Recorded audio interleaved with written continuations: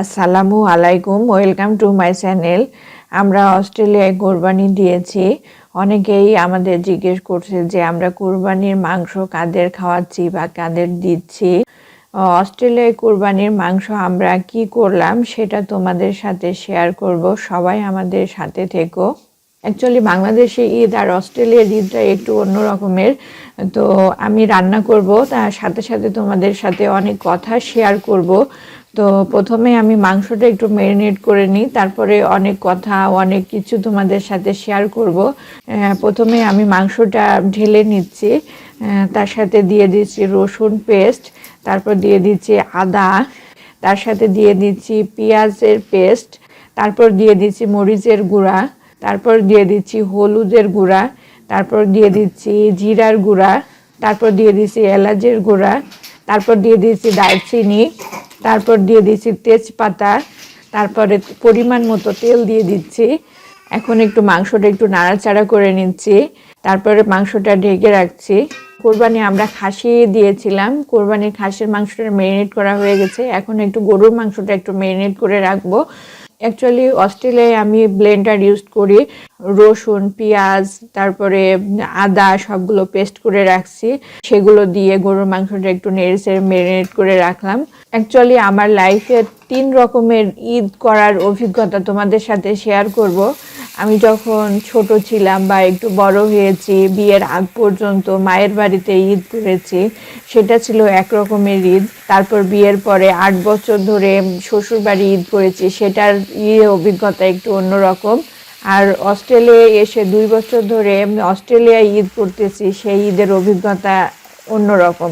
তো আমি আমার লাইফে ঈদের অভিজ্ঞতাগুলো তোমাদের সাথে শেয়ার করব। ঈদের আগের দিন হাতে মেহেদি দিতাম, তারপরে ঈদের দিন খুব সকালে ঘুম থেকে উঠতাম, উঠে ঘোরাঘুরি গোসল করে ড্রেস আপ করে ঈদগাহে যেতাম। তারপরে ঈদগাহ থেকে এসে যেখানে কোরবানি হতো সেখানে যাওয়া হতো। তারপরে মাংস নিয়ে আসলে বাসায় পাড়া প্রতিবেশী বা আত্মীয়, বিশেষ করে গ্রামের যে আত্মীয় থাকে পাড়া প্রতিবেশী, তাদের বিতরণ করতাম মাংস। বন্ধুদের সাথে ঘোরাঘুরি খাওয়া দাওয়া, আর এক কথায় খুবই মজার ছিল ঈদটা। যখন বিয়ে হলো, শ্বশুরবাড়িতে ঈদটা কেমন ছিল? শ্বশুরবাড়িতে ঈদটা ছিল খুব সকাল করে ওঠা হতো, নাস্তা রেডি করার জন্য একটু হেল্প করা হতো। তারপরে মুফলিনের বাবা ঈদে যাবে, ড্রেসগুলো রেডি করতাম, তারপর নাস্তা রেডি করে নিয়ে আসতাম, যে সে গোসল শেষ করে এসে নাস্তা করবে, ড্রেস আপ করবে, তারপরে ঈদগাহে যাবে। তো বাড়িতে সবাইকে ঈদ সালামি দিত। তো সবার আগে আমাকে ঈদ সালামি দিবে, তারপরে শাশুড়িকে দিবে, তারপর অন্যান্য সবাইকে ঈদ সালামি দিয়ে সে ঈদে নামাজ পড়তে যাবে।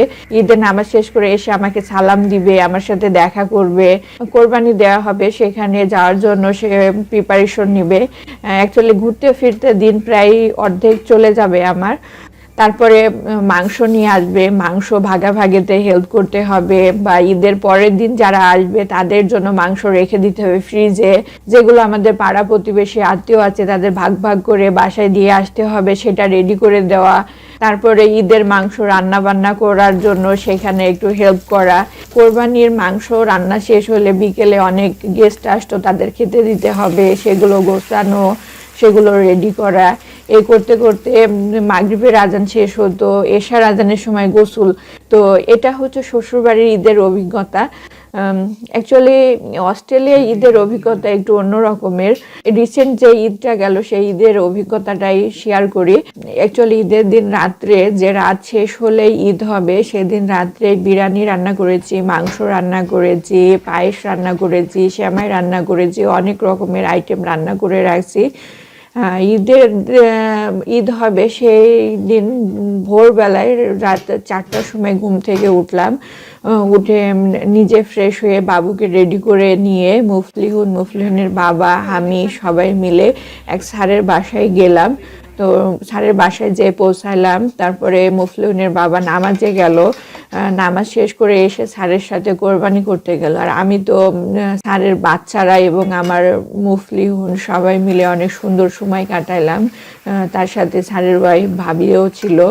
তো সব মিলে মুফলিহুনের বাবা কোরবানি শেষ করে আসতে আসতে এশার আজান। তো এসে স্যারের বাসায় একটু খাওয়া দাওয়া করলো, করার পরে মুফলিহুনকে আমি গোছাই টোছাই নিয়ে বাসায় রওনা দিলাম। বাসায় আসতে আসতে রাত 9টা বেজে গেছিলো। তারপরে বাসায় এসে মাংসগুলো সব ঠিকঠাক করে রাখলাম, তারপরে সব মাংসটাই আমি ফ্রিজে রেখে দিলাম। পরের দিন হয়তো আমরা কিছু রান্না করে খেয়েছি। ঈদের 8-10 দিন হয়ে গেছে, এখন বাংলাদেশি ভাইদের আমরা দাওয়াত করে খাওয়াচ্ছি। প্রথমে আমরা ঈদের 3-4 দিন পরে কয়েকজনকে দাওয়াত করে খাওয়াইছি, আজকে খাওয়াবো মনে হয় 20 জন মতো। তো এই ঈদের মাংসটা আমরা অ্যাকচুয়ালি কোনো ভাগাভাগি করিনি, বেশিরভাগ মাংসই আমি যে আত্মীয় স্বজনদের রান্না করে খাওয়াচ্ছি। আমি শুধু কোরবানির মাংসই রান্না করতেছি না, তার সাথে চিকেন সিজলিং রান্না করতেছি, তারপর মাছের মাথা দিয়ে ডাল দিয়ে মুড়ি ঘন্ট, গরুর মাংস রান্না করতেছি, তারপরে পায়েস রান্না করতেছি, মিষ্টিও বানাইছিলাম। তো তার সাথে সালাদ আছে। আমার রান্না বান্না প্রায় সব শেষ হয়ে গেছে, লোকজন প্রায় চলে আসবে এখনই, সবাইকে খাওয়া দাওয়া দিব। আমার লাইফে ঈদের দিনের অভিজ্ঞতা তোমাদের সাথে শেয়ার করলাম। তোমাদের ঈদের দিনের অভিজ্ঞতা আমাকে কমেন্টসের মাধ্যমে জানাবে। সবাই আমার সাথে থাকার জন্য ধন্যবাদ। আসসালামু আলাইকুম।